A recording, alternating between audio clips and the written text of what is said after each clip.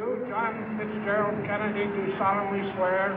I, John Fitzgerald Kennedy, do solemnly swear. That you will faithfully execute the office of President of the United States. That I will faithfully execute the office of President of the United States. And will, to the best of your ability.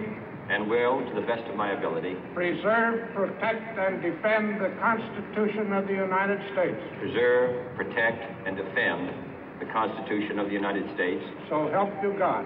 So help me God.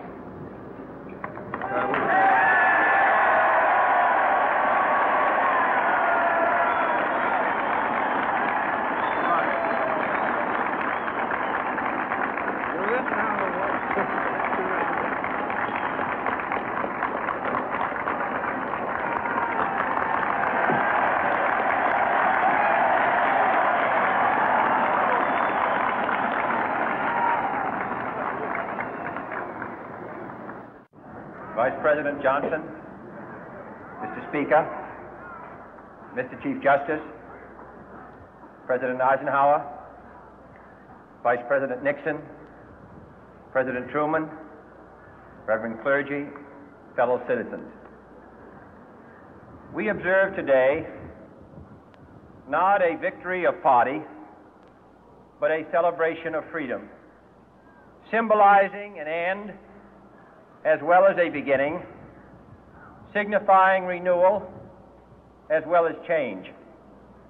For I have sworn before you and Almighty God the same solemn oath our forebears prescribed nearly a century and 3/4 ago. The world is very different now, for man holds in his mortal hands the power to abolish all forms of human poverty and all forms of human life. And yet the same revolutionary beliefs for which our forebears fought are still at issue around the globe. The belief that the rights of man come not from the generosity of the state, but from the hand of God. We dare not forget today that we are the heirs of that first revolution.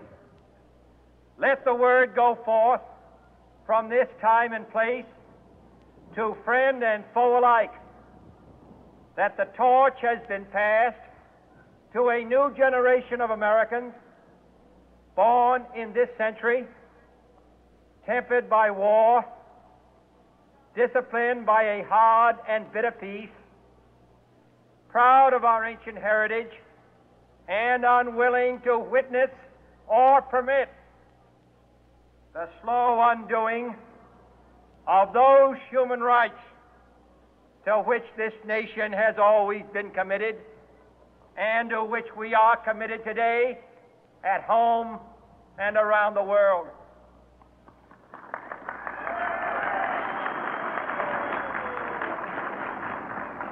Let every nation know, whether it wishes us well or ill, that we shall pay any price, bear any burden, meet any hardship, support any friend, oppose any foe to assure the survival and the success of liberty.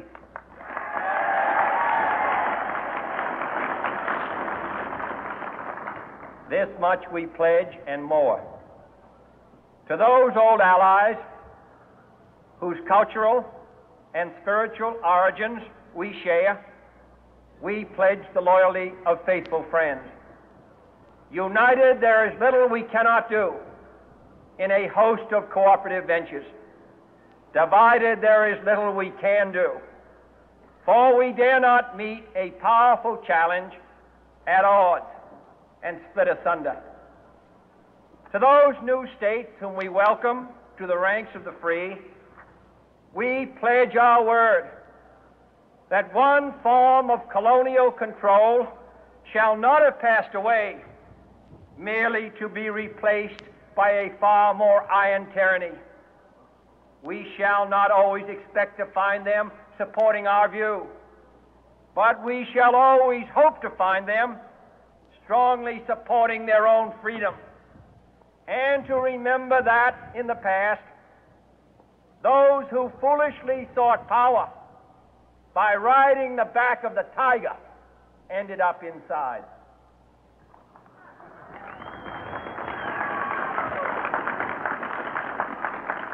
To those people in the huts and villages of half the globe struggling to break the bonds of mass misery, we pledge our best efforts to help them help themselves for whatever period is required, not because the communists may be doing it, not because we seek their votes, but because it is right. If a free society cannot help the many who are poor, it cannot save the few who are rich.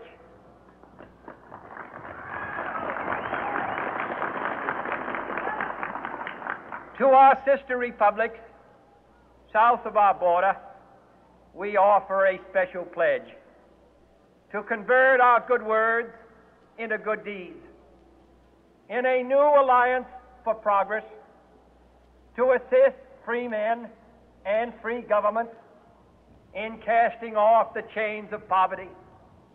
But this peaceful revolution of hope cannot become the prey of hostile powers. Let all our neighbors know that we shall join with them to oppose aggression or subversion anywhere in the Americas. And let every other power know that this hemisphere intends to remain the master of its own house.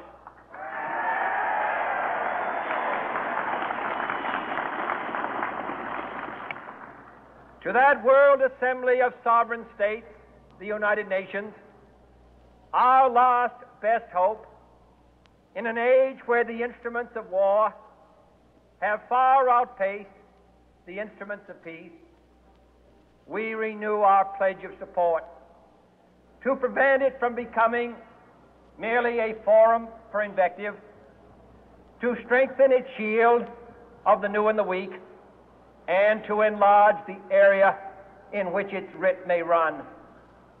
Finally, to those nations who would make themselves our adversary, we offer not a pledge, but a request that both sides begin anew the quest for peace. Before the dark powers of destruction, unleashed by science, engulf all humanity in planned or accidental self-destruction, we dare not tempt them with weakness, for only when our arms are sufficient beyond doubt can we be certain beyond doubt that they will never be employed. But neither can two great and powerful groups of nations take comfort from our present course, both sides overburdened by the cost of modern weapons, both rightly alarmed by the steady spread of the deadly atom, yet both racing to alter that uncertain balance of terror that stays the hand of mankind's final war. So let us begin anew, remembering on both sides that civility is not a sign of weakness, and sincerity is always subject to proof. Let us never negotiate out of fear, but let us never fear to negotiate.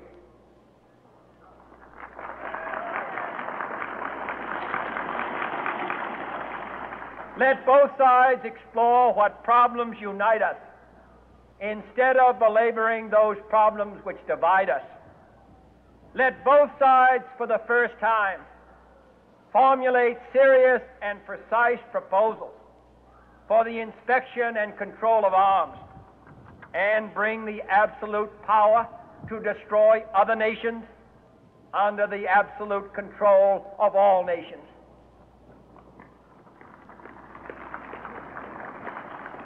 Let both sides seek to invoke the wonders of science instead of its terrors. Together, let us explore the stars, conquer the deserts, eradicate disease, tap the ocean depths, and encourage the arts and commerce. Let both sides unite to heed in all corners of the earth the command of Isaiah to undo the heavy burden and let the oppressed go free. And if a beachhead of cooperation may push back the jungle of suspicion, let both sides join in creating a new endeavor, not a new balance of power, but a new world of law, where the strong are just and the weak secure and the peace preserved. All this will not be finished in the first 100 days, nor will it be finished in the first 1,000 days, nor in the life of this administration, nor even perhaps in our lifetime on this planet.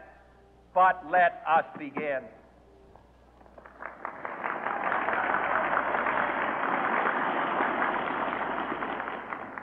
In your hands, my fellow citizens, more than mine, will rest the final success or failure of our course.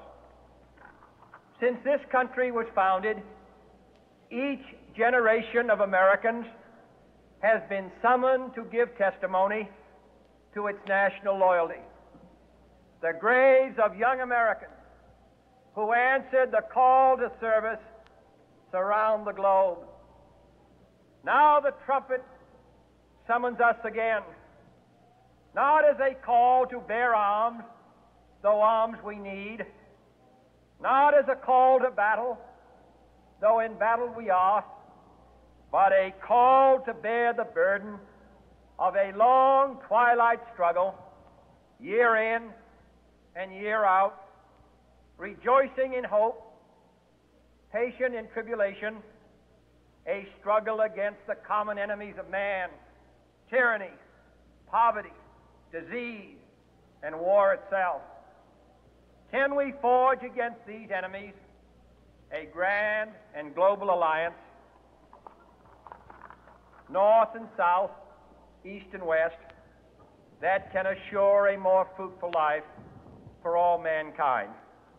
Will you join in that historic effort?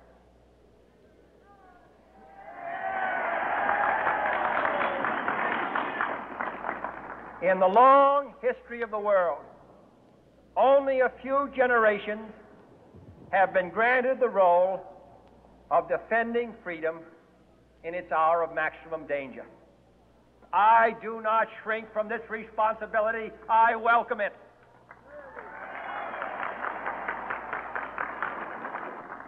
I do not believe that any of us would exchange places with any other people or any other generation.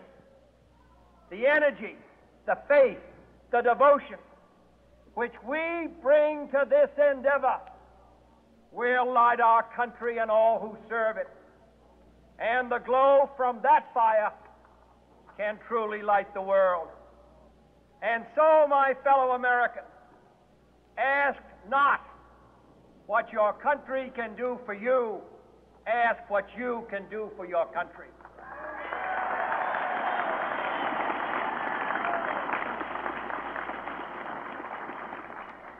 My fellow citizens of the world, ask not what America will do for you, but what together we can do for the freedom of man.